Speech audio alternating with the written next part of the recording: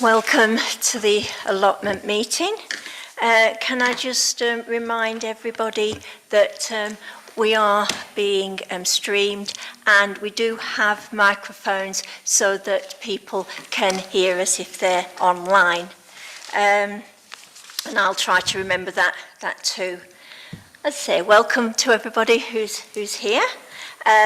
Apologies, obviously Mark's now able to be with us, so that's no problem.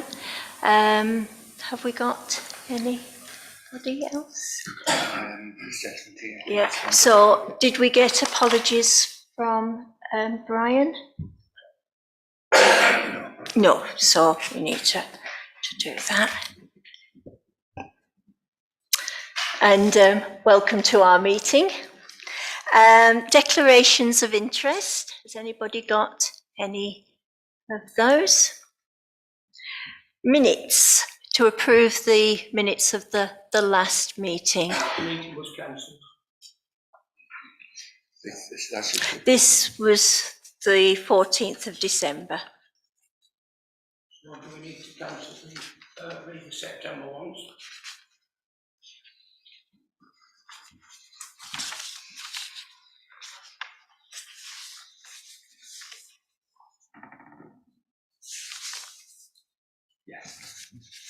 Yes, so we're actually looking at the minutes of the 14th of September because they were, we weren't able to approve those minutes at our last meeting because it was in quorum.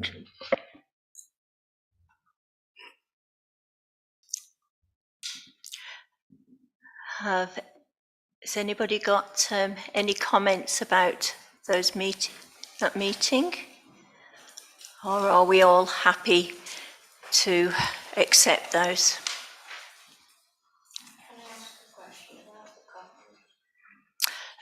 Yes, ask a question about the cockerels. I'd like to know if the cockerels have gone from the plot that they were on.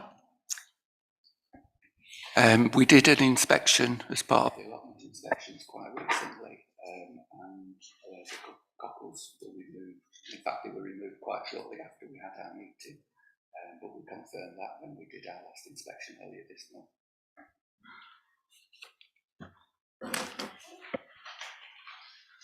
Okay, can we move that those minutes are satisfactory? Yeah, all in favour? Seconder. Oh, we do need a seconder. Oh, second. Yeah. And everybody in favour? Yeah, great. Okay, so the water supply, which is number... Public forum. Oh, sorry. Oh, I am sorry. Public forum. We've got Bill Colin Irwin, sorry, getting too much for me. Colin Irwin to speak. Some of you know me already, but my name is Colin Unwin and I live at Notts Farm on Notts Lane.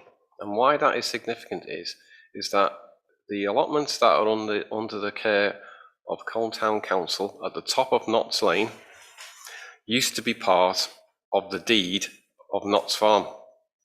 And all the west side allotments, because there are privately owned allotments there too, they once were part of Notts Farm. And why that is interesting to this committee is that when the top allotments, the ones which this council has got control over, when they were detached and sold from the farm, a copy of that deed, that amendment, was lodged in my deeds. And I'm aware of the fact that Pendleborough Council hasn't passed over all of the deeds for all of the allotment sites. And so I can help a little bit towards that. And what I've done is I've copied the deed of the original sale, which I'll come back to in a minute. I've copied that. I've given a copy to Alice, and I sent another copy to Gina and to Allotments. So that deed is there, and that was the original sale.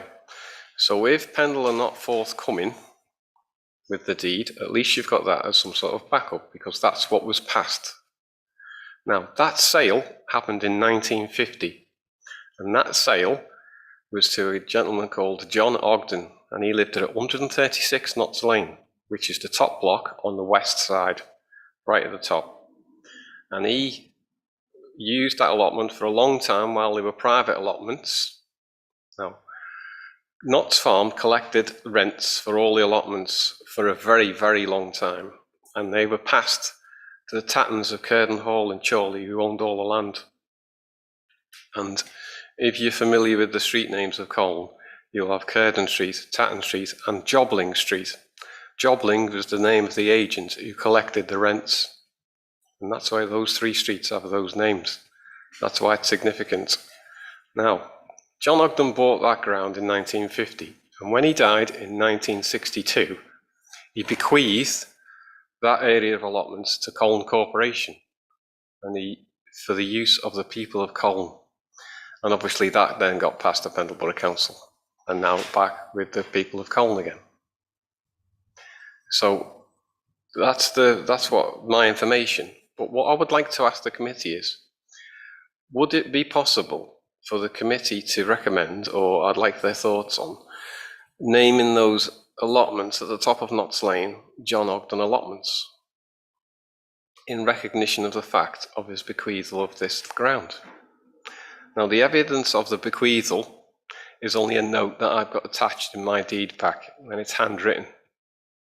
So I don't know, I haven't got his will or last testament, or I haven't got any other evidence of that.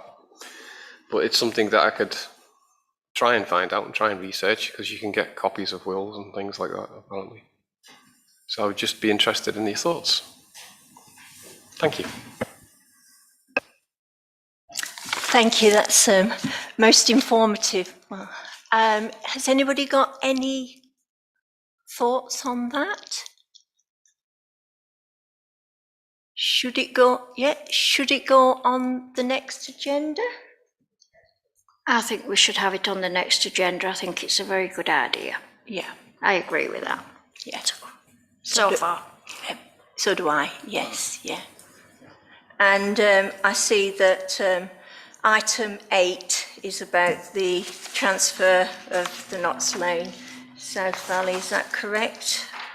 Just an update. Yeah, just an update. But thank you for giving me that information and the committee, and it will definitely go on the next agenda to make the decision.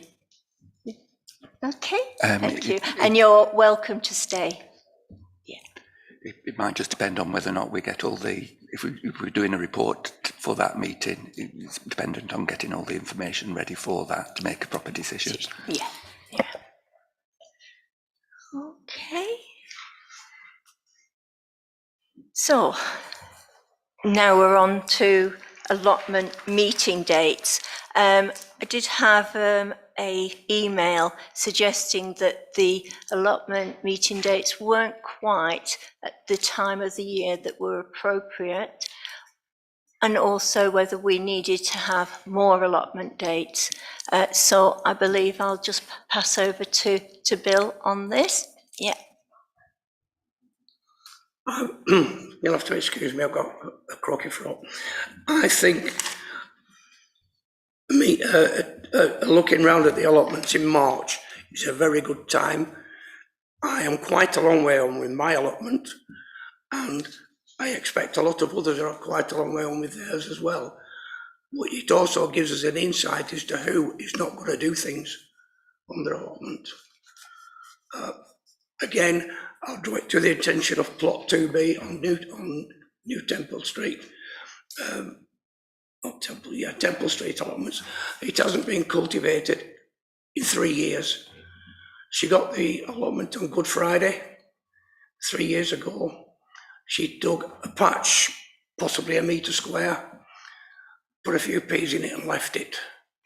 She did another patch 2 years ago, again about a metre square, put some cabbages in. She didn't even water them. I watered them for a week and I could see she weren't coming, so I left them. It's not my job. And the plot is a disgrace. It's untidy. We get bindweed from it. I have worked damn hard in my allotment to get shut of bindweed, and it's now coming through from plot 2B. Mm-hmm. So you're saying that March is a good time to have this? March is a brilliant time to come and look at allotments. Brilliant. That's what we've done, and we'll get a report a little bit later. So, Eugene, when's the next allotment meeting after March? Well, the current meeting dates for this year, which were decided by full council, are effectively each quarter, and the next meeting dates are the 14th of June, 13th of September, 13th of December, and then next year we think it's the 28th of March. The committee can agree to hold extraordinary meetings if it thinks such is required. If you actually schedule in additional meetings, it will impact on staff resources and also councillors' time, unless you've got specific items that you're wanting to discuss, or you're wanting to hold the meetings at different months.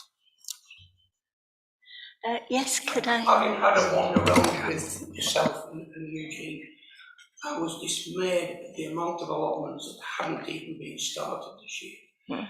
Myself, I would like to see something go around next month, which is April, or even very early May, and see who hasn't started by then, and might we get somebody else on board. The waiting list, let's have it filled up.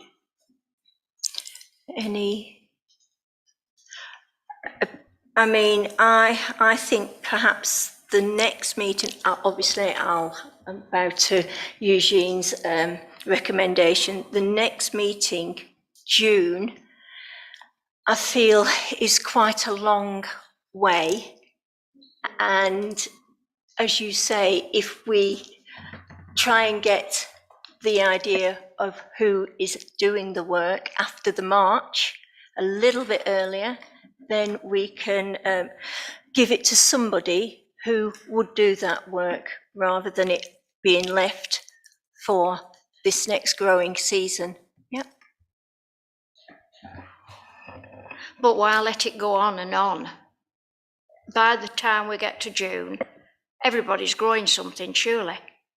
So can't somebody get in touch with her and say, look, there's been so little done. Do you actually want this allotment? Because we've got a list of people that do. So, you know, it's just keeping it empty all year, really, if you think about it. I believe that you do inspections, not just at this time of the meetings. Yeah. I think we have to be careful not to confuse meetings with allotment inspections. There's no set programme for allotment inspections. It's just really as resources are available, or if there's a complaint. But there's no reason why we couldn't set a set schedule for when the next allotment inspection is. That doesn't necessarily have to be the date of the next meeting. But the thing is, you've had a complaint, so can you not follow it up now instead of waiting till June? I've been asking for this following up for the last 2 years. Sorry. What it is that obviously Eugene has been out and looked at allotments. He's now got a list of allotments that have failed. And right now, I'm assuming that you've done some letters or are going to do some letters in the near future. Eventually we will get round to actually sending letters to the people who failed. I think the thing to bear in mind is that really in terms of allotments and in terms of allotment meetings, they do fit into the cycle. So you've got the allotments meeting 1 month, and then you've got Alkincoats meeting the subsequent month. So it has to fit in with that cycle, because you can't actually have 2 allotment meetings at the same time. But in terms of inspections, sorry, could you just repeat what the question was? We're wondering if you have actually sent out letters to... Yes, the intention is to. The difficulty is effectively the week of inspections used up quite a significant amount of time that's allocated to allotments. So there's now a backlog of work in relation to other areas which has to be dealt with before we can actually progress it. I think going forward, it may be better to actually if we're doing a full allotment survey, to actually stagger it over a month. So at least there is time then to do the letters when we're doing the inspections, rather than having to wait until the resources are available to actually send the letter, because by then it could be several weeks out of date. So what we're saying is this time we did it a week, and rather than doing it for a week, we start doing allotment inspections throughout the next period of time. Is that what you're saying? Sorry. Why not one area per month? We've only 4 areas, aren't we? Or one area per week per month. So I should have said. Yeah, I'll find you some work to do. Would that be convenient? Yeah, I mean, that's what I was originally looking at. But I think given that this is actually the first time we've done a full inspection of virtually all the allotments, it was a worthwhile exercise. It just means that there's a bit of time now that we need to catch up with where we need to be. Yeah. As mentioned before, you came, I'm always ready to help you. You've got the phone number, you know where I live. Kettle's always on the allotment. Any help you need, just give me a shout, I'll be there. I'd like to do the same thing. But I didn't get told till an hour before that. I think, yeah. I think one of the problems is that we need to sort out some sort of communication, because you don't go on your Facebook or your I do, but I don't get memos. I mean, I don't get emails. What I get is messenger. That's all I can get at the moment. So, you know, could 600 quid for a new setting down. Could you arrange to give Pat copies beforehand, paper copies? Yes, I think what we might do, or what I suggest perhaps, if we agree when the next round of inspections is going to start, and that Pat receives the documents on paper beforehand. That's how it's always been, really. But things have changed. So we've obviously been around and we've found places that have failed. I suggest that those allotments are revisited. When would you say would be the best time to do that, Eugene? I don't know if Bill's got a suggestion. Sorry, I was... Obviously, we have got a list now of failed sites after the full inspection of all the allotments. So when would you think would be the next time when we ought to go and visit those allotments? 3 weeks? Or? With regards to plot 2 being next to me 2 years ago, I did speak to Eugene about it when we were going round last week before. Eugene said he's been to see her and she still wants the allotment. Well, if she wants the allotment, get something done with it. Then I'm not getting her weeds. So, as far as I'm concerned, they want to be all going out as soon as Eugene's got a minute tomorrow. What, the letters? The letters. Yeah. I think letters should go out before you go and look again. Because to me, it's a pointless exercise going and looking again if nobody knows that they're not doing what they're supposed to do. Yeah. That's what I meant. After the letters, how long do you think we should be giving people? Or is there a time limit that is legally bounding? Yeah. If it's agreed that we do one area per week, per month, then we can look at area 1 and post the letters in week 2. Area 2 into week 3, area 3 into week 4, week 4 the week after. we'll all get the letters the week after we've been inspected. I think that was a good idea. I would like to propose that as well. But would you want them inspected again? Yes. Even though we've got a list of ones that aren't being worked? Yes. Right. Yeah. Yeah, to give them a chance after they've received the letter, and then we go and visit again. Don't you think that's work that you're going to do that you don't need to do because you've just done it once? No, if the letters go out as soon as possible, we have another look in May, we can see anybody who's All right, started. you want the letters to go first? Yeah. Right, that's okay. I mean, I know there's a procedure for getting people off the sites, and it's got to be started somewhere. And this letter is the start of it. Yeah. Happy with that? Yes. I am very happy to put letters out, to stuff letters in envelopes, to write addresses. So I'm very happy to do that, to give Eugene a little bit of wriggle room on that. As long as I can sit down. So I think this committee will be behind that idea. Thank you. Yeah. So we've had a proposer and a seconder on that issue. Are we all in agreement? Yeah. Yeah. Okay. So hopefully we'll see some movement, especially on your neighbour's allotment site. Thank you. Okay.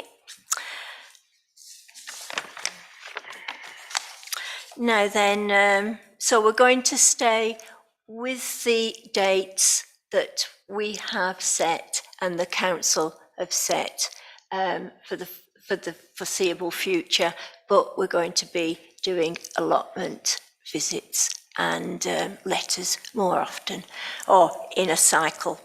And as Eugene says, we can always put emergency meetings in at any time, as long as they're advertised correctly.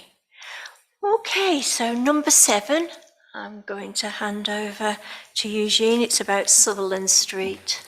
Yeah, the water supplies on Sutherland Street. The allotment committee has previously been looking at proposals to install a settlement tank on Sutherland Street.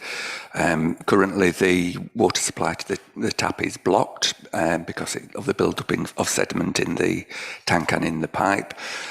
Because of the improvements to the overflow pipe, which were done about 2 years ago, the overflow is still working, so the tank isn't flooding the site. It's just that there's no water on site. So the suggestion was originally that we put in a second tank and then we use the first tank as a settlement tank. Having spoken with our Legionella contractor, they've advised in relation to a monitoring system for that, which would rely or would need to rely on the Borough of Pendle pumping out the sediment tank and maintaining it, basically. I also wrote to Pendle in relation to whether or not they would be prepared to contribute funds towards that process, but I've been advised that they don't have a budget for maintenance of that nature on the site, and that the area committees no longer have revenue funding by which they could contribute. It was then suggested that it may be easier to actually install a fresh water supply similar to the one that we have on Basil Street, because there would be less of a requirement to monitor because it'd be fresh water. It would just be a case of having to run the taps periodically. So I've been looking at how we might get a mains water supply in at Sutherland Street. We would still require consent from Pendle, from United Utilities and the Highways Agency. The council will need to agree plans for the installation and obtain relevant consents from Pendle, Lancashire and United Utilities, obtain quotes from a number of appropriate contractors to undertake that work, and then get approval again from United Utilities for the connection of the supply, not just for the principle of connecting the supply. Currently, the ownership of Sutherland Street is not with Conetown Council, it's with Pendle Council, and consideration would need to be given by the committee if it wished to undertake quite significant work of this nature on land which it didn't presently own. There is further research that's needed really to ascertain whether or not it is planned to be transferred over. I've actually seen some contradictory stuff at the moment, so that needs clarifying as well. But as it stands at the moment, we don't have a water supply. We would need to go through a process and some expenditure to install a mains water supply, which would probably be a better option than the additional settlement tank. But really we're at that stage requiring further investigation. Could the Yes. said tank not be cleaned out? It's been cleaned out a few times. Yeah. It's silted up again. Have we no rods to stick up the pipes and see if we can move it that way? You'd need a proper machine to actually pull all the sediment out of the bottom of the tank. The difficulty then is if you're then taking over the maintenance of that water tank, you would also then have some responsibilities to monitor it for Legionella, which is the cost that we didn't really want to get into, given that the system is effectively defective because it's a surface water supply which is full of sediment and bacteria. We're always going to have issues with it, unfortunately. I have 1,000 litre IBC cage, and I've got to clean it out every year anyway, because it's like I'm smoking it from rainwater. It's good water to use. Mark, did I see your hand up at all? I was just scratching my nose. Sorry. That's okay, no problem. This issue has been going on for quite a long time, if I am correct, and I know that, yeah, and I think that it needs to be sorted one way or the other. So I don't know whether you will agree, but I feel that Eugene needs to progress this as quickly as possible. Yep. We did ask Pendlebury Council to get it sorted at one time. They are now saying that they haven't got any money. They've always said that, but they can't even sign them over to us. We've been asking since the inception of Conetown Council, will you sign them over to us?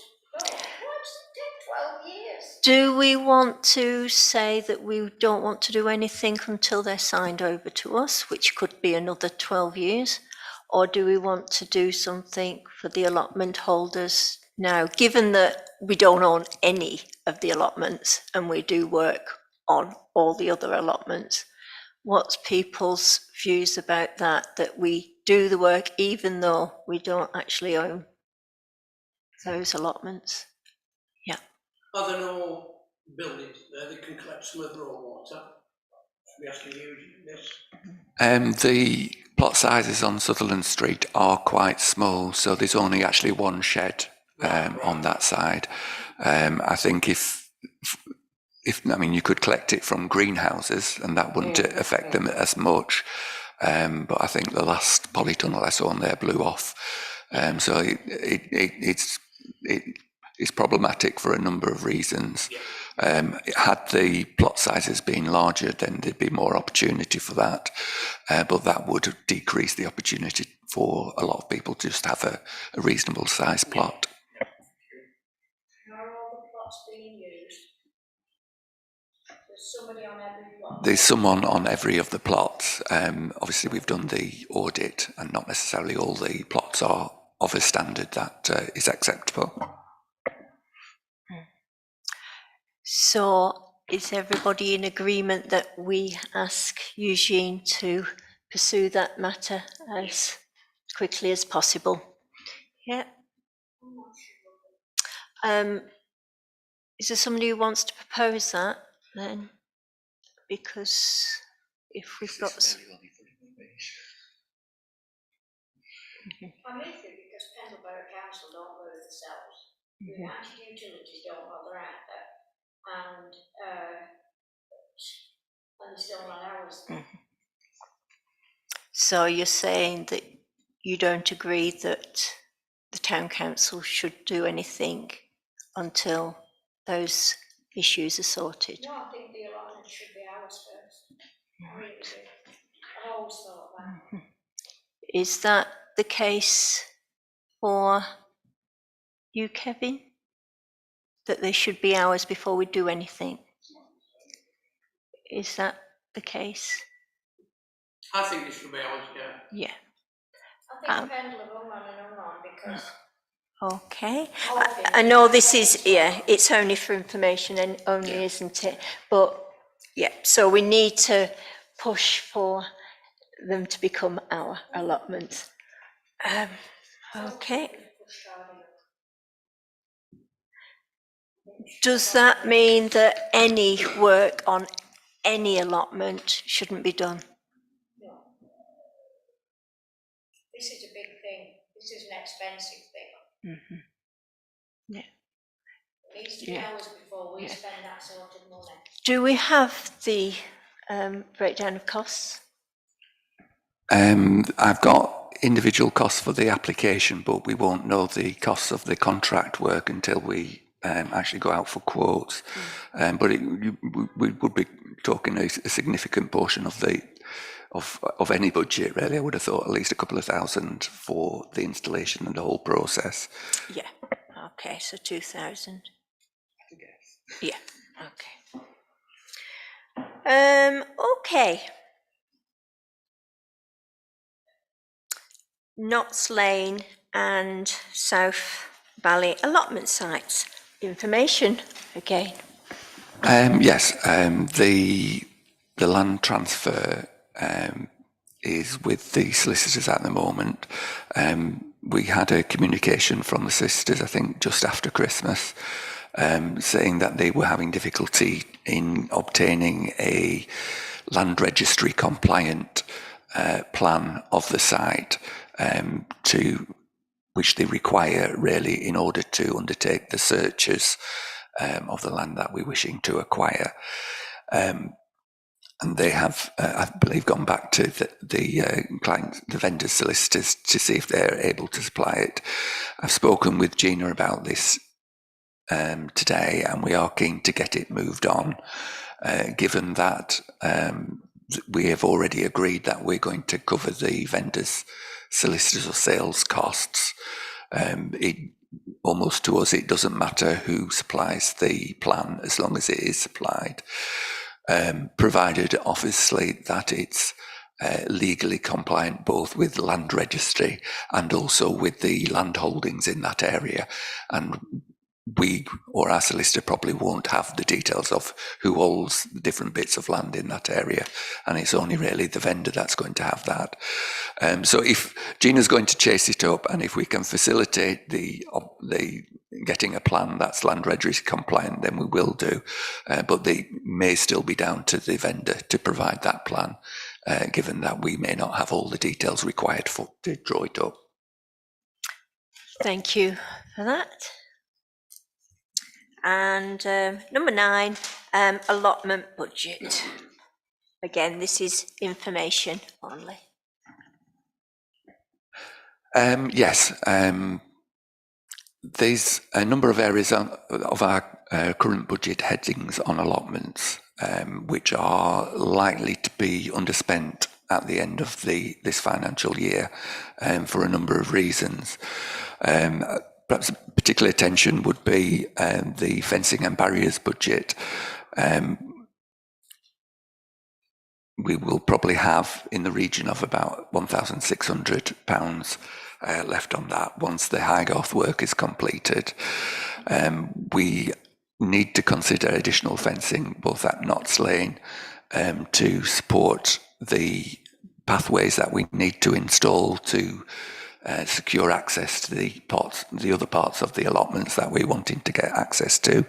There's also been an issue, I believe, with some of the perimeter fencing down the side of Notts Lane, which I've had a look at, but I'm not quite happy as to what's actually happened to the fence to make it deteriorate to the extent that it has done at the moment, but it does need replacing. And we, so even after Highgarth has been done, we probably have about 1,500 left in our fencing and barrier budget.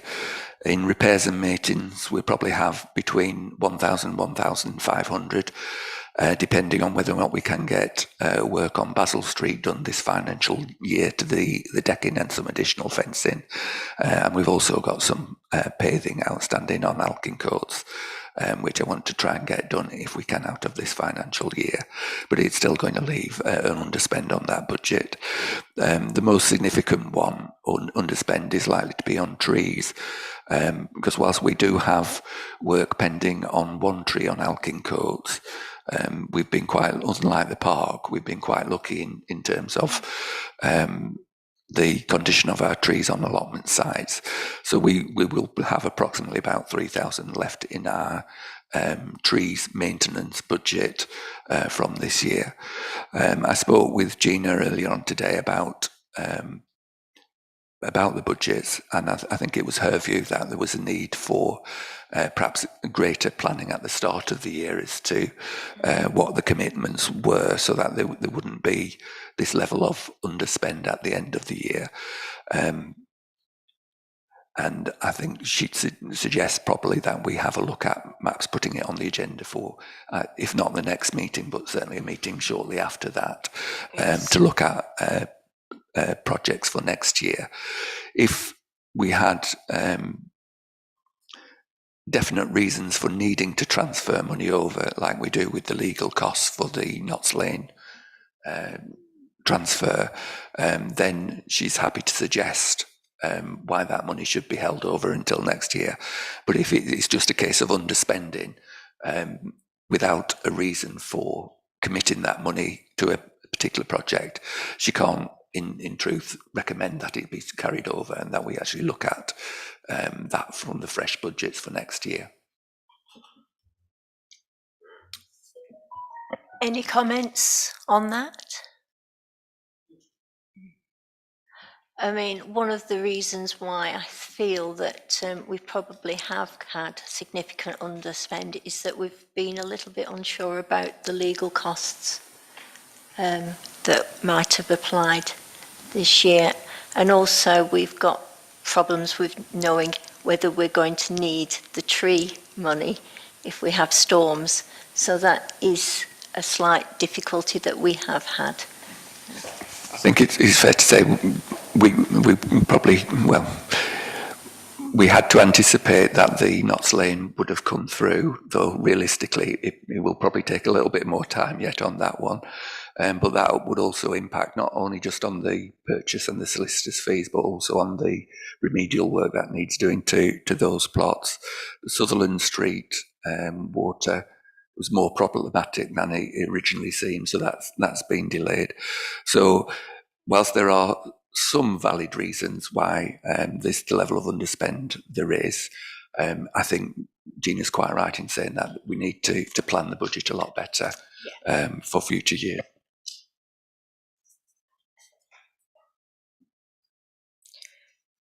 So we're on to allotment waiting lists, and again, information from Eugene.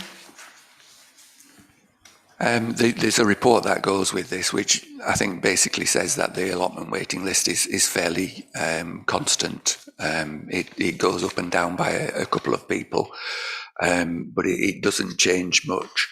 I think since our last meeting, we've actually allocated quite a number of sites, including one on Alkin Coats, 3 on Broken Banks, 1 on Basil Street, 1 on Carrier Lane, 2 on Carrier Lane, 1 on Castle Road, and 1 on Sutherland Street. So we've actually provided a plot to a number of people on the list. A number of the people in the process of going through those allocations have changed their mind in relation to allotments, but eventually people have actually taken them.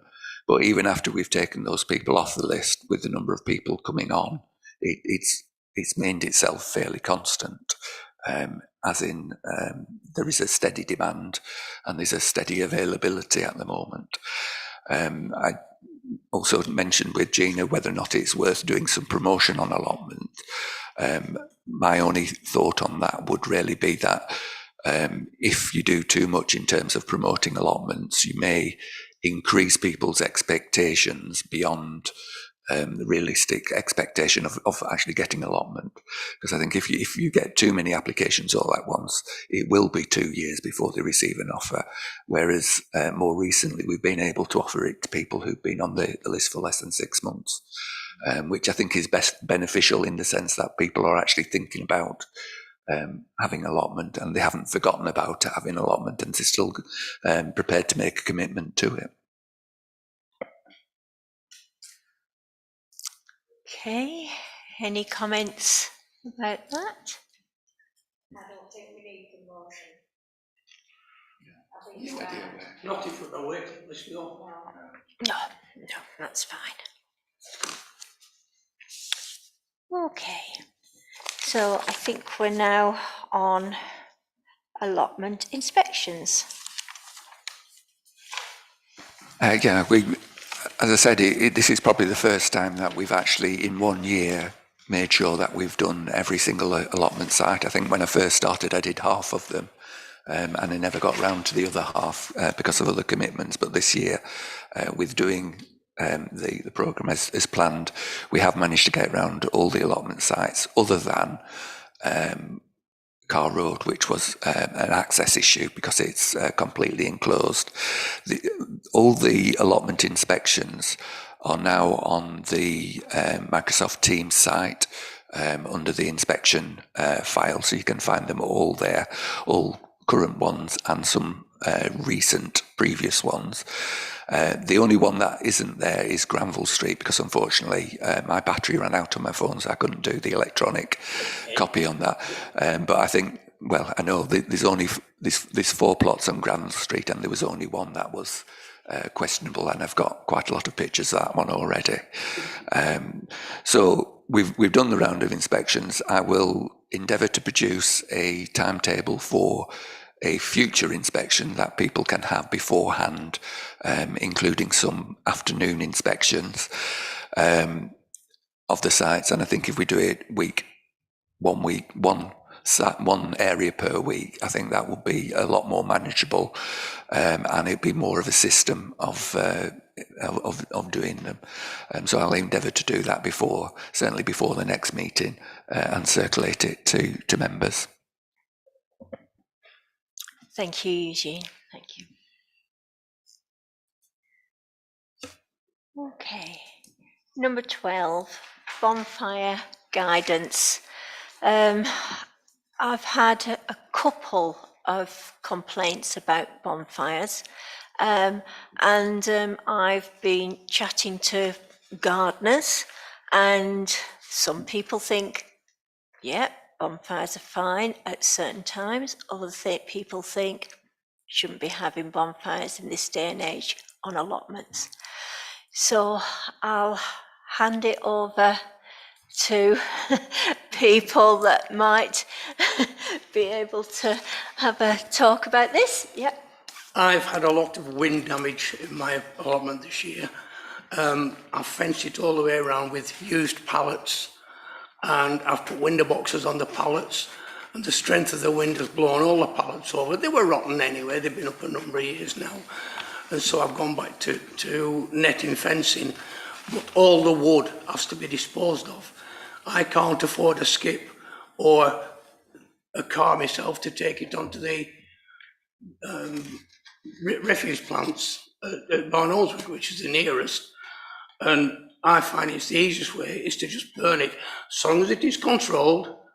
And I stand and watch with a watering can just in case. That's the only time I have a fire. I do go around the neighbourhood, I check anybody's got washing out. If there's no washing out, I'll have a fire. And these are from 29th of September to the 29th of March per year. And it's in my original agreement, which I have in front of me.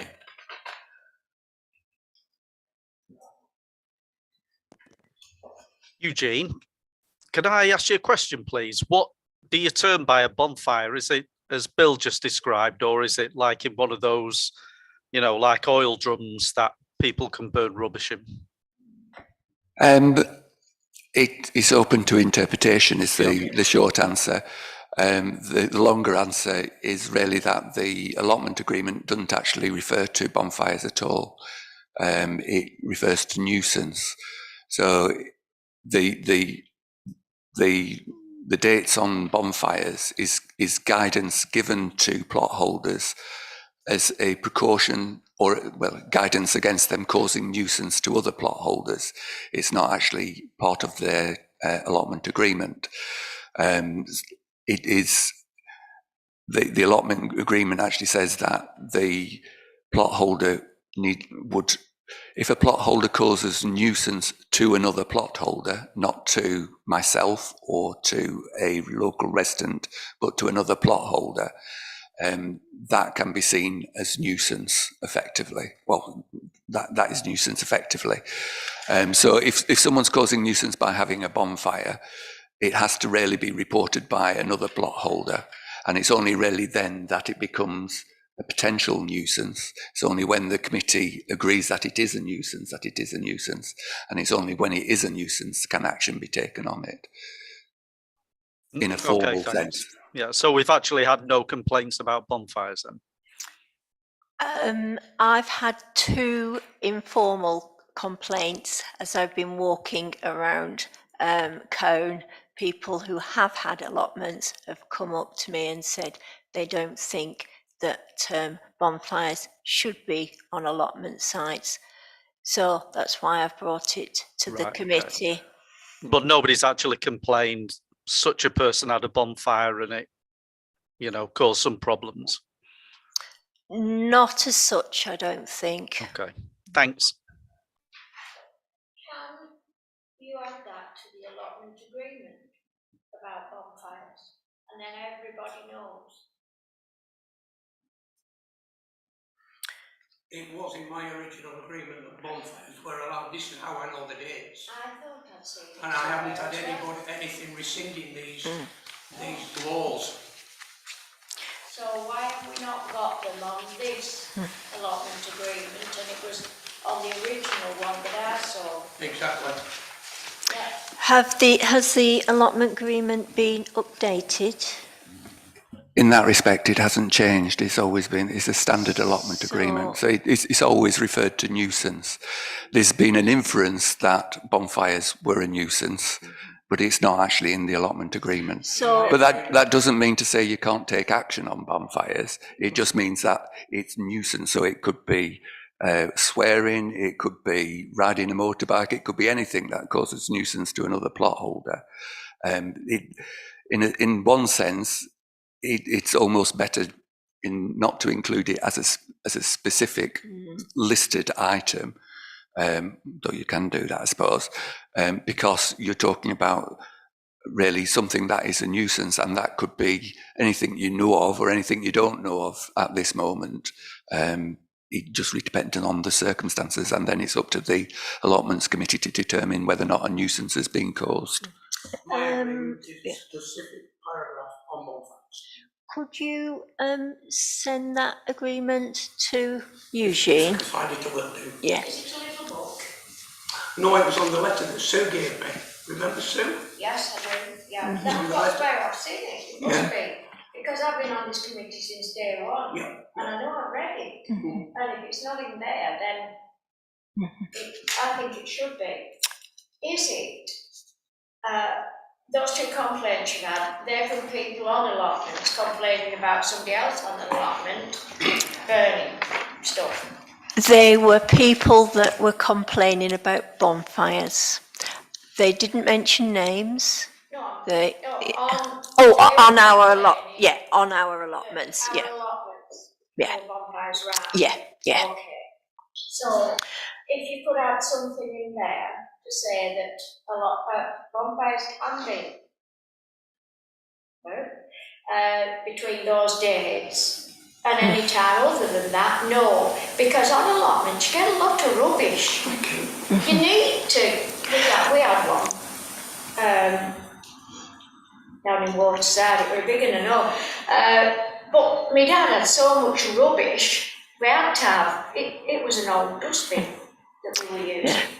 Would it not be okay to put something in to the effect that if you're going to burn waste, use a burner, you know, one of those with a little chimney on. I think they're far safer than just building a bonfire. Personally, I wouldn't mention bonfires in the agreement. I think that how it is with nuisance is a better way to go, because Pendle Council say that they shouldn't be bonfires on their allotments, and they actually give skips to allotment holders once a year, but that has financial consequences. They also give compost bins to every allotment holder, and they say that if you have too much waste, then you put it in a bag until your composter is free. But they don't talk about pallets. They don't say about burning general rubbish. They basically say that shouldn't happen, and that's why they give the skip to the allotment holders. That's what it says in their policy. So you don't get one. Now, if we all. No, they don't give ours. They give the ones that they are looking after. Right. Well, they still have the land that most of our allotments are on. So the first thing to do is get our name on them, and the second thing to do is make a rule to be rid of that. Because while Tony was alive, we went round canvassing, and from the allotments on Broughton Banks, we had two ladies in the houses above complaining that somebody was burning rubbish and their washing stunk of smoke. Now, those two ladies didn't have an allotment, so really they had no reason to say anything. We couldn't do anything, could we? Well, I believe that we are responsible for any nuisance that is occurring on our allotments to the surrounding areas. Weren't our allotments then? Well, they're not our allotments now. No, we've got to think about it. Maybe one day they'll do as they're supposed to be, and there'll be hours to control, really. I think you need to burn rubbish on an allotment. Do you? Oh, sorry. When I went to my allotment in Temple Street, 6 days out of 7, probably 7 days out of 7, I am the only one there. I keep my eye on everybody else's allotment because I know people are working, people have other commitments. Lady next door but wanted me to have some chickens, and she can't always get down. She gives me a ring, can you feed me chickens? No problems. And so that is the only time I ever see anybody, or this Anne-Marie, she's a counsellor, she's on the next block behind me. Her and her husband come this time of year for about an hour on a Sunday. I'm on my own all week. But you make rubbish. I do make rubbish. You burn the rubbish. I burn the rubbish. Yeah. Because there's nobody else about. Yeah, but that's what people have always done. So what do we have to do now? We've got more rubbish, full stop, than we ever had before. You know, my dad used to use all sorts of things to make do with men, and didn't know what have you.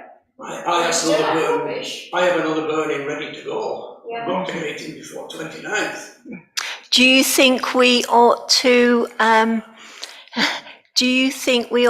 have a consultation on this with the allotment holders? So that it's not just one person's view? I think that would be, because obviously the people that are complaining will then get their voice. If anybody's got the original agreement, like I have, it's already in there.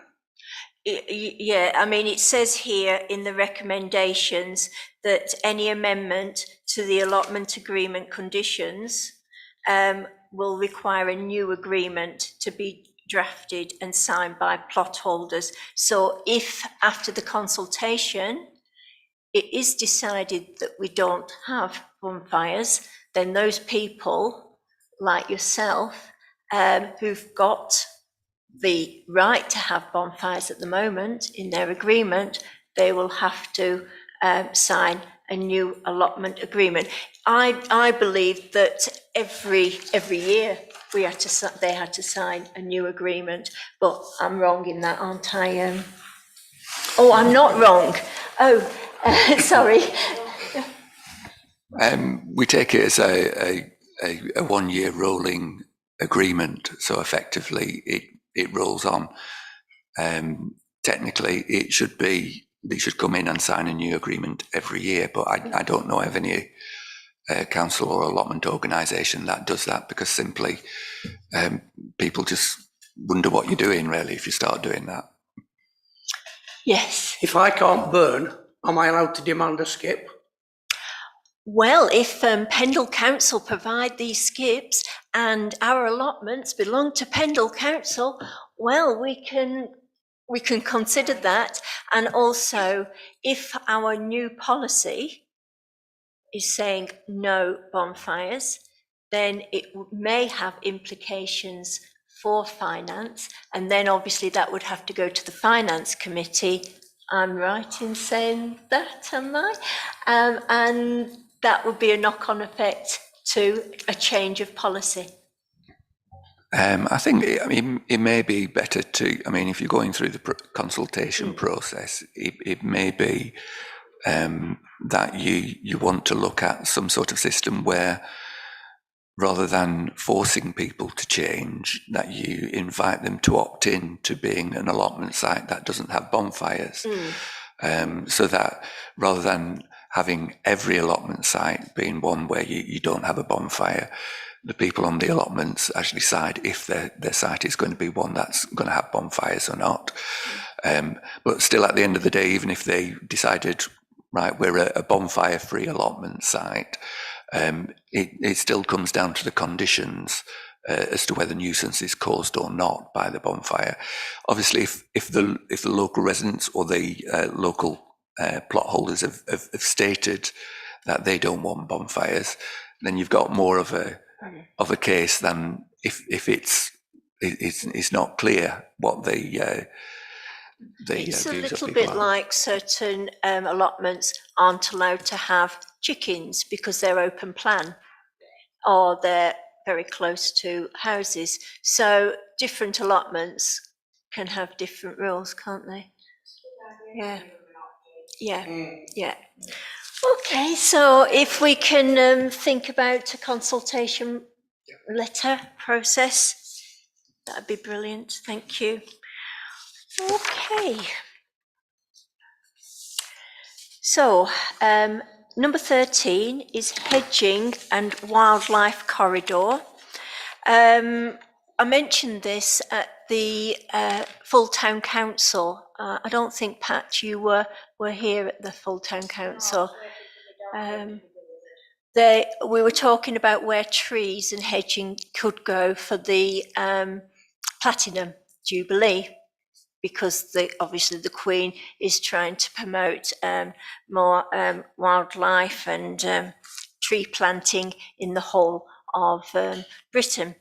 And I mentioned the fact that we would look at this issue at the allotment meeting, and that we had some discussion about placing hedging down one side of a pathway at Broken Banks, but decided that perhaps that wasn't the right place for it, because it would reduce the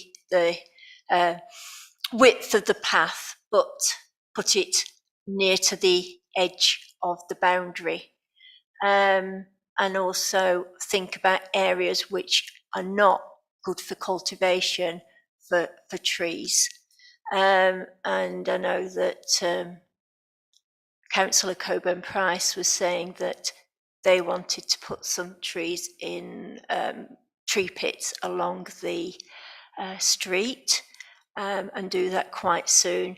And I said that obviously we were probably looking for October to do any work on this issue, because we've really technically missed the tree planting season, and it would start in October if we decided on where we wanted the wildlife corridors to go and the extra trees.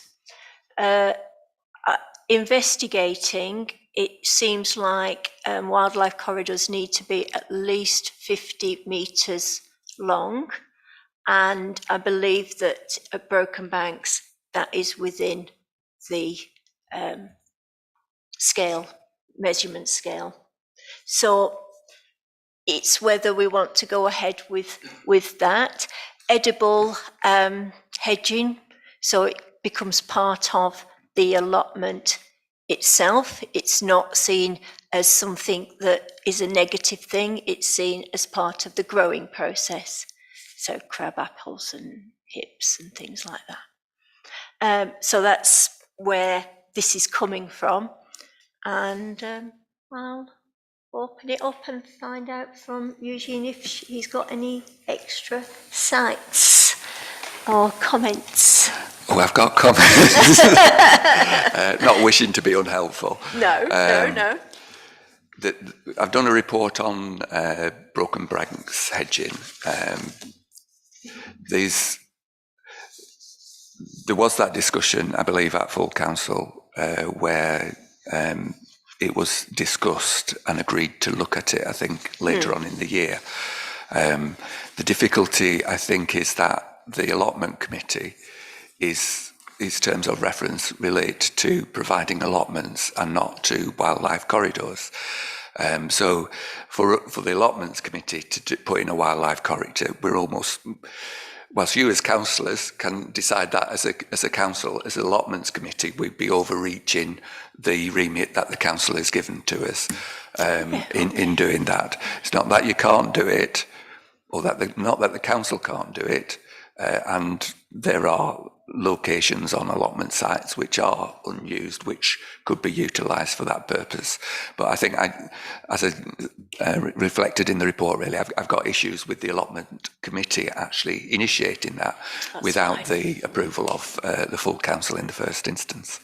Yeah, that's no problem at all. So we could go through the full council with this proposal, and then it becomes a council decision rather than an allotment decision, if I decided as a councillor to put it forward. There's the general principle of putting wildlife corridors in or planting for wildlife, whether it's a wildlife corridor or not. We, as an allotment committee, we do have issues in terms of the allotment agreement and going onto plot holders' land. And it's always present, whether it's in the agreement or not, whether you have a house or whether it's an allotment. There is a right to the freedom to enjoy your property, which the council cannot impose it upon unless it's in line with the allotment agreement. And the difficulty that we've got now is that had Broken Banks been completely empty, it would be our land and our responsibility. But we've actually passed on the responsibility of that land to plot holders. So it's now, whilst it always remains our land or Pendle Council's land, the responsibility for managing it is with the plot holder. And we've effectively agreed that we won't go onto the land unless it's in the opinion of the council to be necessary for keeping the plot and hedging, fencing and watercourses therein or adjoining to, or any road or drainage or sewer in a fit and proper state of repair and condition. So that's suggesting we certainly do have the right to go on an allotment plot to do necessary repairs. We don't necessarily have the right to go on an allotment plot and do new things unless it's with the agreement of the plot holder. Having spoken to some of the allotment holders, not necessarily on that side of the site, they were in agreement that it would help with security, and maybe people wouldn't be able to overlook what was going on in the allotment and see tools and things. So there was a general consensus from I saw two people, and we could go from there. Broken Banks, yeah. The site that actually didn't have any plots occupied when this was brought forward a while back, but now it has, which is good news. Okay. Any comments, Pat? No. Have we got any actual sites that we could put trees on that wouldn't be controversial?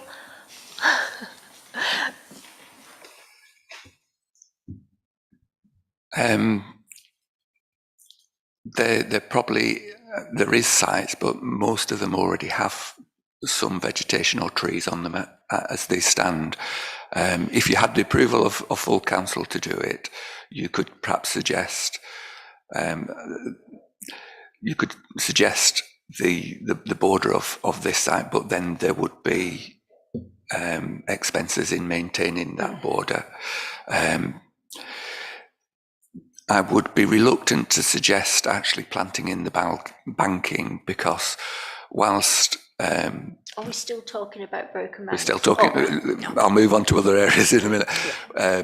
Whilst that whole area has always been allotments as bounded by the wall, the actual ownership of the land isn't fully with Pendle Council or the neighbouring landowner. So there's an area of land on the banking which officially doesn't belong to allotments, though it's always been part of the allotments, and is of practically no use to the person who actually may own it, because it's a banking and there's not an awful lot you can do. So really I'd be reluctant to do too much onto land that we couldn't say this is our land. The top of the banking is our land, but then you're also diminishing the size of your allotment plots. We've got till October to find out who owns it. I think we looked at it before. There are other allotments sites which have bits of inutile land which are included in pathways or are just too steep to cultivate, like River Street. But again, you've already got quite mature trees already on those bankings. So whether or not adding new trees is going to significantly change the nature of that land. In fact, you'd almost be disturbing it, but trees don't last forever and they will need replacing at some point, won't they, I suppose. So there are small patches on allotment lands which can't be used as an allotment, but really you would need the consent of the full council in order to plant those with anything or use them for anything other than allotments. Would we be able to get a list of possible sites? that would be easily acceptable? That's excluding allotments, areas. Areas where it's not easy to plant on. There's allotments that have got, Round allotments. well, It's not there's, like spare bit. I'm just looking yeah. at the picture up there, actually. Yeah. I mean, yeah, within the allotment, yeah. Because other areas have been looked at in the town centre. There is, to my knowledge, the one that is close to Alkincoats Park, but has got no access at the moment. Yes, that's coming later on the agenda. Oh, no problem. Okay, yeah. So perhaps we could have a look at that and just get some ideas about where we might just plant at least 1 or 2 trees for the Platinum Jubilee. So where's Councillor Corbyn Price? There is a tree pit near the Muni that hasn't got anything in it. I think the tree died or something, and they want to place one in there.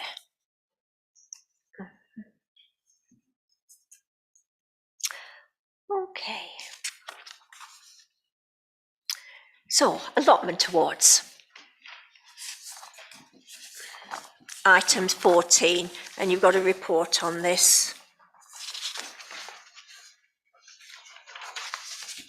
It's a while since we actually held the original style of Allotment Awards, having run it as a photo competition for the last 2 years. But at the end of when we did the last awards evening, the committee was having some discussions on how they would format future awards.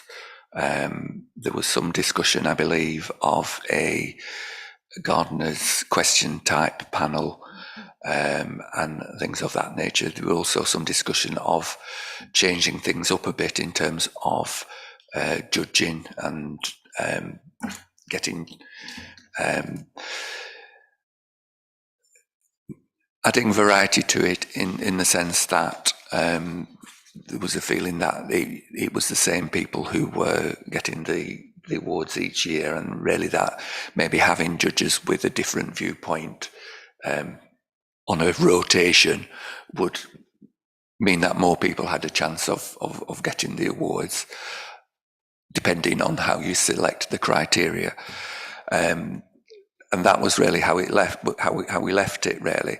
At this point, I think we need to confirm how we see the awards going forwards, whether or not you want to, on the original lines, if those judges are still available, because we are quite a little bit into the year, or whether you want a different format, and that's really up to you. Any comments? I would like to see more of the allotment holders actually coming forward with their, it's the same people win because it's the same people that involve themselves every year. There aren't that many. 8 plots. No. 8 plots. That's it. Where we've got 142 or Oh, sorry. It's not good.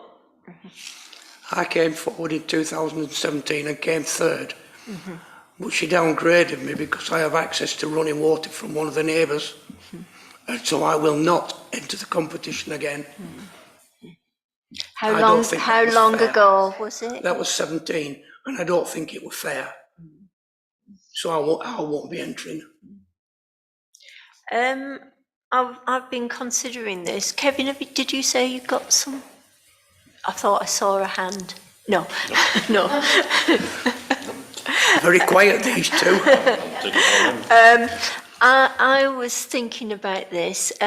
Waterside Action Group, they run a daisy chain competition, which is a gardening competition. And actually members of that group go around and they look at the gardens and they nominate who they think might be in for a prize, and then they're invited to the daisy chain event, and if they turn up, everybody gets a prize, but they are judged, and we do have a special award. We have a trophy, but because they've been nominated, then they feel that their garden's good enough. And we get probably about 50 people turn up. And I think that's one of the ways we could go about this. I know that we've divided up our allotments into areas, and so we could each go and have a look and obviously nominate and see whether people would like to come on board. Will we do a manual inspection or a photo inspection this year, Eugene? Manual, I think. Depends on COVID. As it's set up at the moment, we were looking at, it was this issue of same people applying. When we did the photo competition, we got different people applying, and the original people who applied when we did the judging didn't apply because they saw it more as a social media competition with the public choice vote on Facebook or whatever it was. This year we were looking at incorporating a public choice vote with the original model of allotment inspections. It would be possible from the round of inspections undertaken as the allotment audit to identify the ones that weren't in breach of the allotment conditions in terms of cultivation, and you could probably from the pictures have an idea of which plots were likely to be more successful, and then just view those. I think if it might be too onerous to actually, well, it might not be too onerous to go around and actually view all the allotments and decide which ones you wanted. If we're having a manual inspection, can we have a booby prize and shame somebody?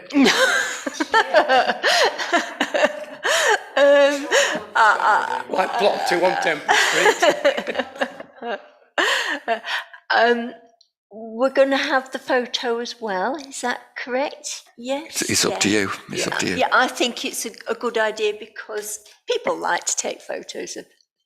I am slightly concerned though that it does become like a popular vote if people just if people vote for it. That's great, but it's your friends. How many friends have you got?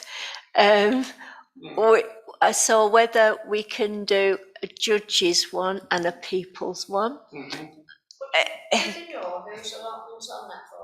Well, if you've got your friends to vote for it, then you know what your friends' allotment is. Yeah, and yeah, I do appreciate what they were saying about that. But if we did the people's choice and the judge's choice, then that would mitigate on that, I think, if people are happy with that. Yeah. I think they do that in Chelsea, don't they?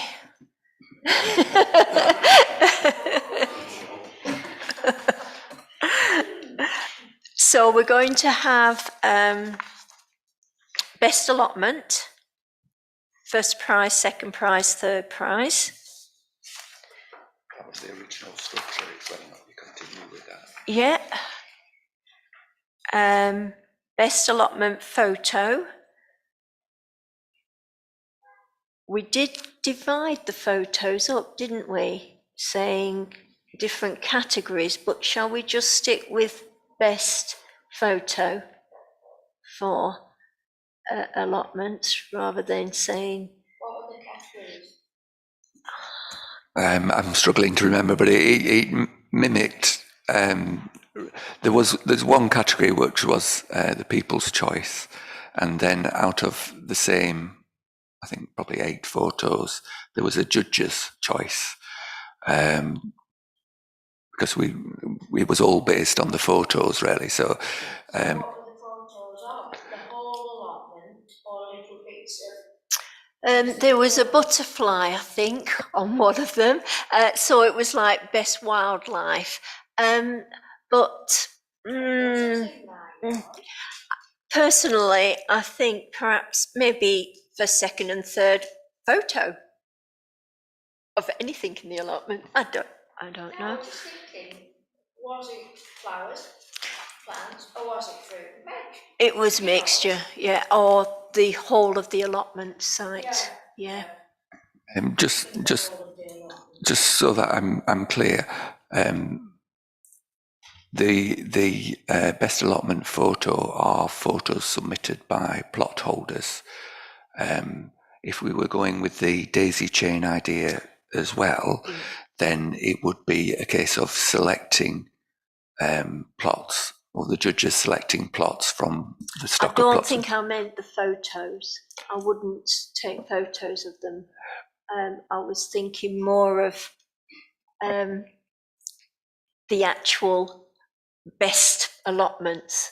If we went round and say, that one should really go in, we would ask them whether they actually wanted to, but we've nominated them to be judged on that day, along with those other people that have put themselves forward. Because some people don't want to put themselves forward. They want to have that idea that other people have seen what they're doing and appreciate what they're doing. And then we could say to them, do you want to be included? They can say yes, they can say no. But it just opens it up a bit, I think. So just so I'm clear, we're going round selecting the best of the allotments in the first instance. We're then contacting the plot holder and saying, we've visited your plot, it's really good. We would like to nominate it for the Allotment Awards this year. Are you in agreement for it to go forward? But we'd also allow those people that we perhaps not nominating to nominate themselves. So they could actually say... So you've got 3 things. You've got the allotment holders putting their own allotment forward. You've got the committees nominations, and then you've got the judge's choice. So you've got 3 things really, haven't you? Yeah, but the judges would actually just judge all the allotments that were put forward, whether it was put forward by the... Yeah. Some that nominate themselves, some that we nominate, and then the judges would look... That's right. Yeah, that's my feeling on the matter. Yeah. Have we got LBS on our side this year? We'll have to approach them and see, but I would suspect so.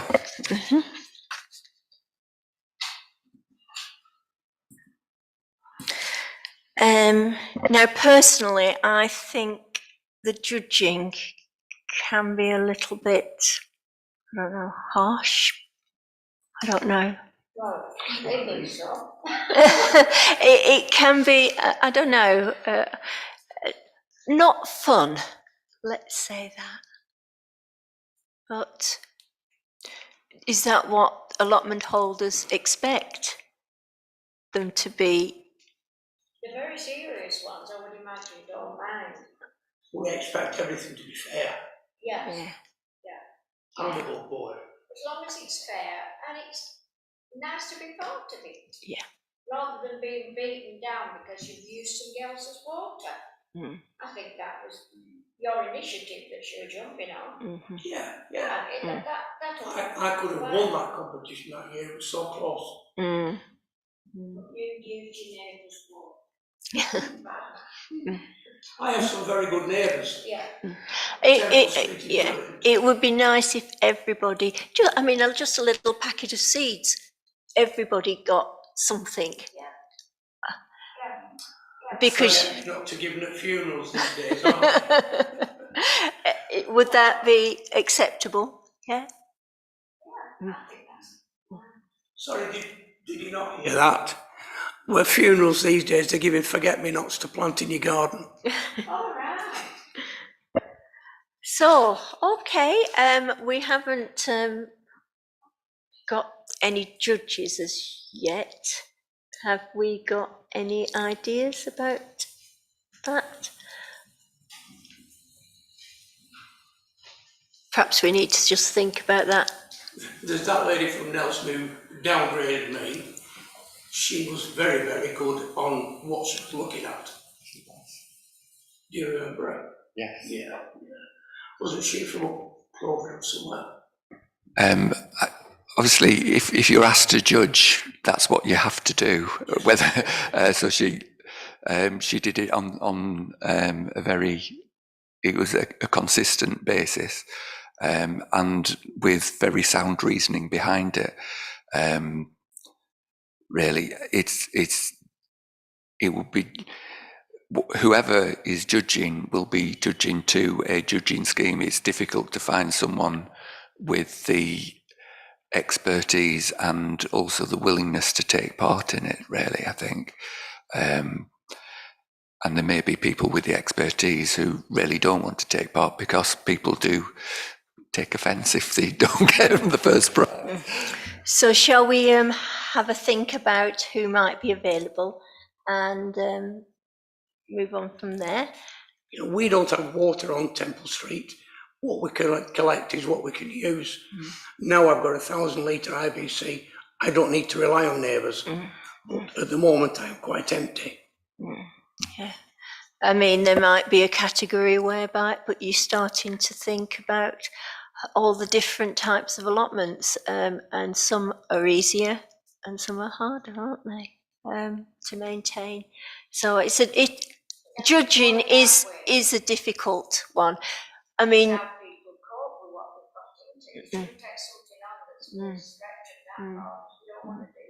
I'm just saying that it's easier to grow something that's got water and rather than the other, and so that allotment will look better than this allotment, but it's all the same criteria that's being looked at. So you might want to have best allotment on a particular site.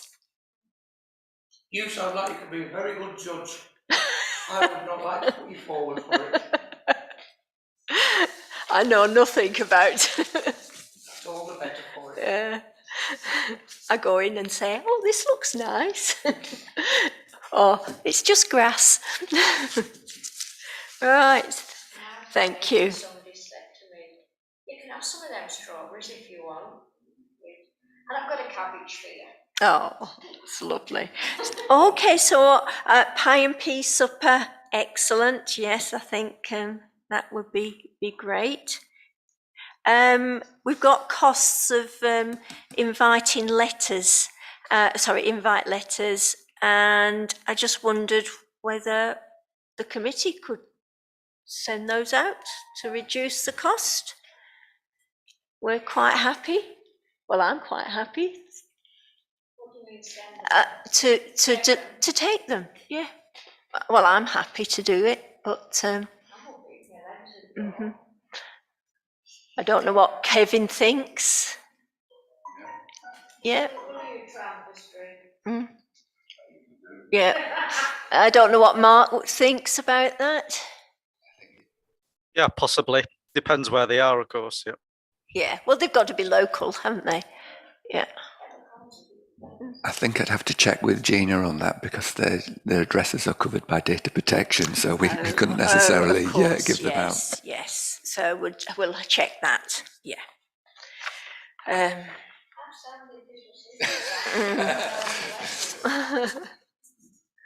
Okay.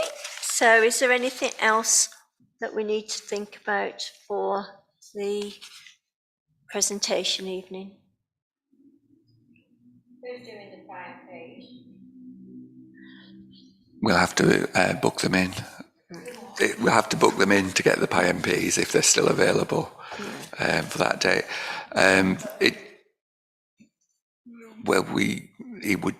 We usually get asked to go to Diane's cratering, but other PMP providers are available. Yeah. Okay. Alkincoats West and plot 16X Alkincoats. Decision required. Yes, this is well. If we deal with Alkincoats West first, which is above. Oh, it's 15, item 15.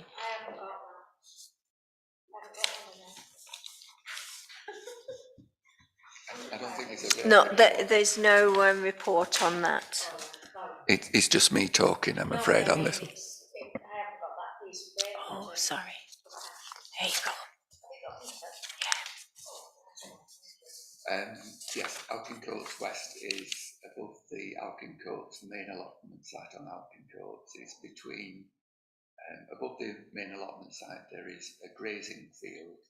There is Alkincoats West, which used to be a pigeon loft. There's Alkincoats West, which used to be a pigeon loft originally, stuck in the middle of the grazing field, and there's another grazing field above it.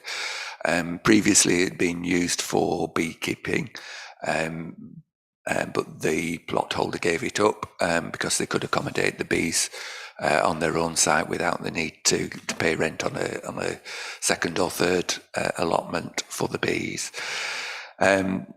We discussed the issue of access. Originally, when it was a pigeon loft, the access was through Alkincoats Park, and I think a lot of the Alkincoats plot holders, certainly at the top, had concerns that if we opened up access again through the park, that they'd be more prone to unauthorised access, both of Alkincoats West and the main Alkincoats site, and also the grazing field.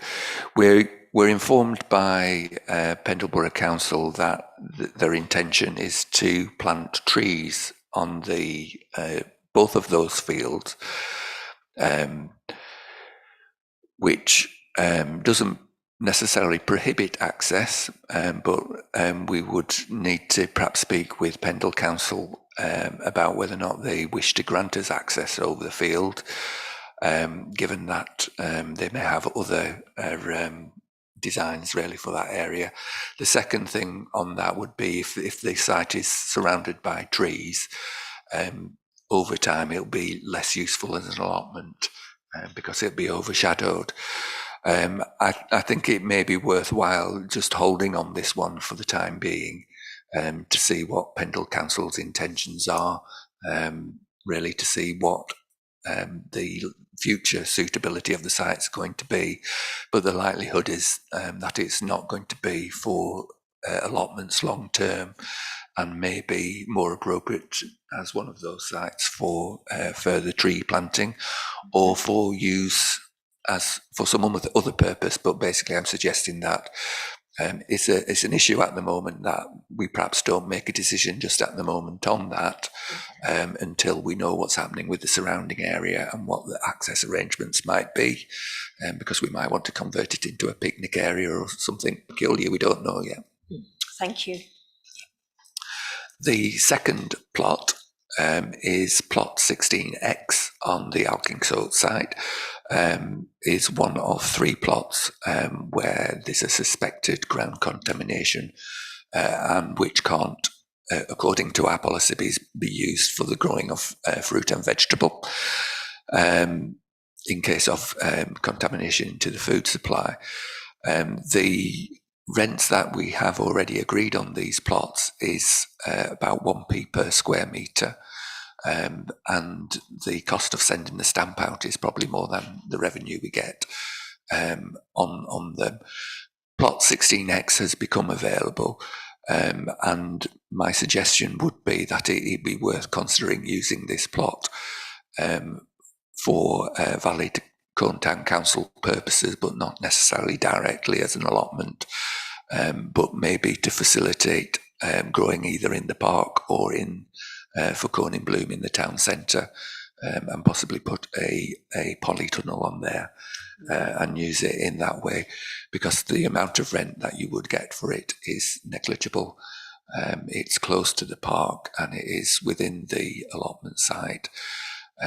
We can't let it as an allotment because of the contamination or the potential contamination, and it just seemed a useful solution to a plot of land that we might otherwise have difficulty letting. Yep. Okay.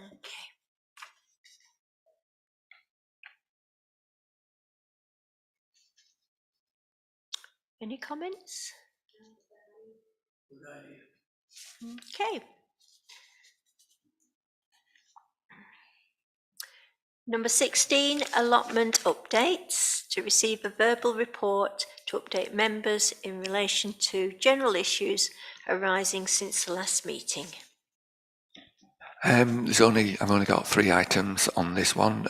Bunkers Hill is in the process of passing back to Pendle since it came back to us before the end of last year. It's been inspected by myself and also by a member of Pendle Council staff. We're just really waiting for further approach, but the land has always been Pendle Council's. We're just waiting for them to take formal possession back of it, really, to give them the keys back. Really, I think on that one, because it's never been allocated to allotments other than for the original plot keeper, effectively. I'd received a report of a plot holder dispute on the Notts Lane allotment site, and whilst I've spoken with one of the plot holders, I've yet to receive any evidence of the complaint. When I do so, I shall bring it to Alice's attention, and we'll deal with it from that. The final thing I've got is Car Road has been subject to fly tipping by the garage site entrance, which I think was one of the first things that happened when I joined Town Council. There was fly tipping on the garage site at Car Road, and it's come full circle.